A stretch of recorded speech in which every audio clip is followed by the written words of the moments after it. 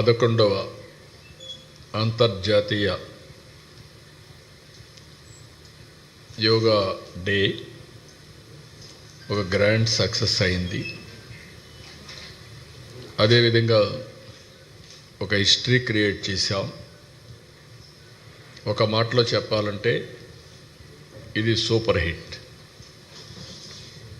నేను ఎందుకు ఈ మాట అన్నానంటే, జనరల్గా ఉదయం 6 గంటలకు రావాలి. మా మీటింగ్ స్టార్ట్ అయింది 6:30 గంటలకు. స్పీచెస్ స్టార్ట్ అయినాయి. ప్రధానమంత్రి గారు కూడా 6:25 అక్కడికి వచ్చారు. అలాంటిది ఎర్లీ మార్నింగ్ మేము కూడా అనేక ఏర్పాట్లు చేసుకున్నాం. స్కీమ్ ఏ, స్కీమ్ బి కూడా.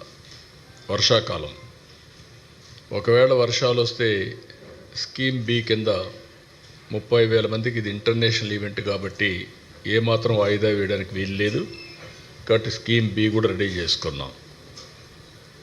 నేచర్ కరుణించింది, వరుణ దేవుడు కరుణించాడు. 20 రోజుల మునుపు అయితే 60% రెయిన్ఫాల్ ఉంటుందన్నారు. అప్పటి నుంచి భయపడ్డాం. రాను 0 రెయిన్ఫాల్కి వచ్చాం. ఈరోజు మధ్యాహ్నం పైన 0.02 mm పడుతుందని అన్నారు 2 గంటల పైన. ఆ విధంగా అది ఒకటి సక్సెస్ అయ్యాం.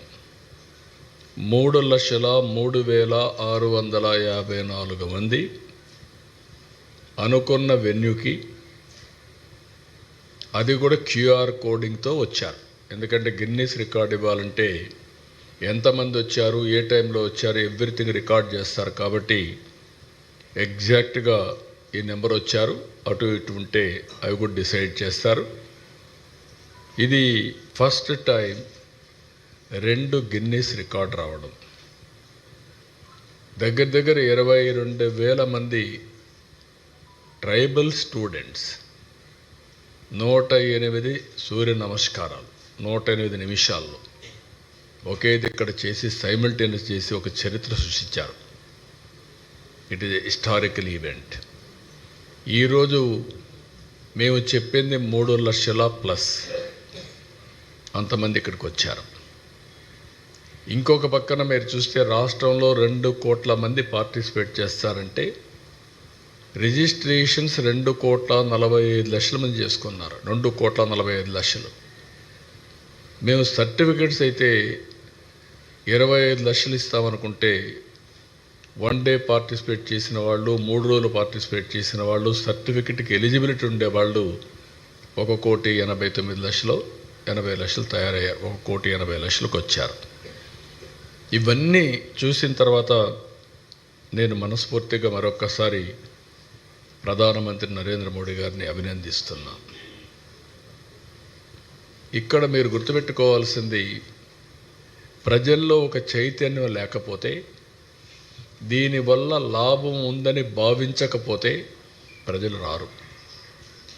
అందులో తెల్లవారుజామున 2 గంటలకు లేచి ఇక్కడికి వచ్చి యోగా చేయాలి, సంఘీభావాన్ని తెలియచేయాలని ఎవరు ఊహించరు, రారు కూడా. మనం బలవంతంగా తీసుకొచ్చినా రారు. అలాంటిది 10 సంవత్సరాలు ప్రధానమంత్రి గారు చేసిన కృషి ఫలించింది. ఆయన ప్రపంచం మొత్తం దీన్ని ప్రమోట్ చేశాడు. 175 దేశాలు యాక్సెప్ట్ చేశాయి. వాళ్ళు కూడా ఆచరించే పరిస్థితికి వచ్చారు. ఈరోజు ఒక్క రోజున మీరు చూస్తే 12 లక్షల లొకేషన్స్, 10 కోట్ల మంది భాగస్వాములయ్యారు. ఒకప్పుడు యోగా అంటే కొంతమందికే పరిమితం.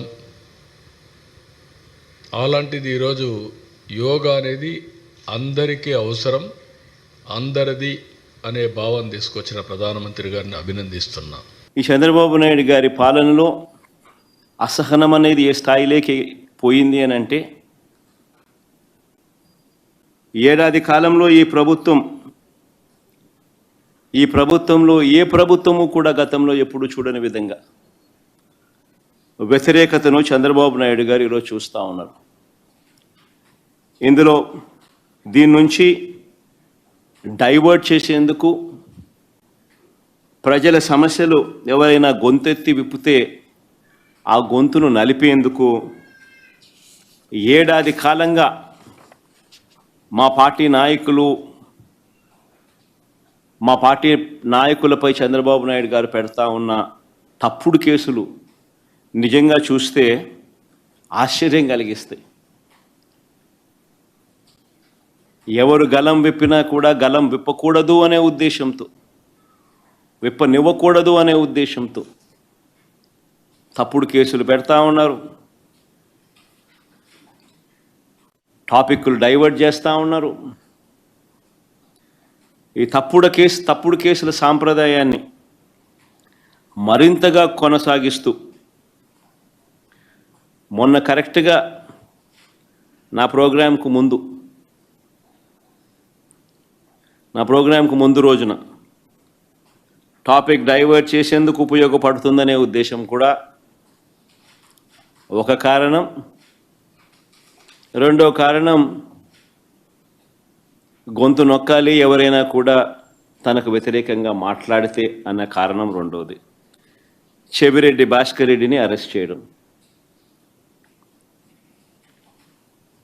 నిజంగా ఆశ్చర్యం కలిగించే విషయం. అసలు భాస్కర్ని అరెస్ట్ చేసిన తీరుని చూస్తే అసలు ఇంతకుముందు మీరంతా కూడా చూస్తూ ఉన్నారు. సంవత్సరం నుంచి ఏ రోజన్నా కానీ భాస్కర్ పేరు లిక్కర్లో ఎక్కడన్నా కనిపించిందా, వినిపించిందా? ఎవడన్నా విన్నాడా? ఎవడన్నా ఎప్పుడన్నా విన్నాడా?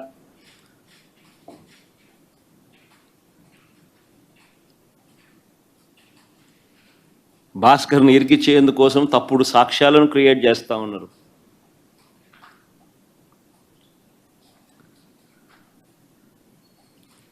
ఆశ్చర్యం కలిగించే విషయం ఏంటంటే భాస్కర్ గన్మెన్ను, అంటే పోలీస్ కానిస్టేబుల్ను పిలిచి భాస్కర్కు వ్యతిరేకంగా లిక్కర్ స్కామ్ ఏదో ఉంది అని, ఆ లిక్కర్ స్కామ్లో తాను ఏదో ఇన్వాల్వ్ అయి ఉన్నాడని, ఆ లిక్కర్ స్కామ్లో తాను డబ్బులు ఏదో ఉన్నాయని కానిస్టేబుల్తో స్టేట్మెంట్ ఇప్పించుకునే ప్రయత్నం చేస్తే ఆ గన్మెన్, ఆ గన్మెన్ అంటే ఆ కానిస్టేబుల్ ఎవరైతే ఉన్నారో ఆ గన్మెన్, ఆ కానిస్టేబుల్ ఇలాంటి తప్పుడు స్టేట్మెంట్లు నేను ఇయ్యలేను అన్నందుకు తనను కొట్టి చిత్రహింసలకు లోను చేస్తే ఆ దెబ్బలు తిన్న కానిస్టేబుల్, సిట్టింగ్ కానిస్టేబుల్, డ్యూటీలో ఉన్న సిట్టింగ్ కానిస్టేబుల్, దెబ్బతిన్న కానిస్టేబుల్ ఏకంగా వీడియో తీసి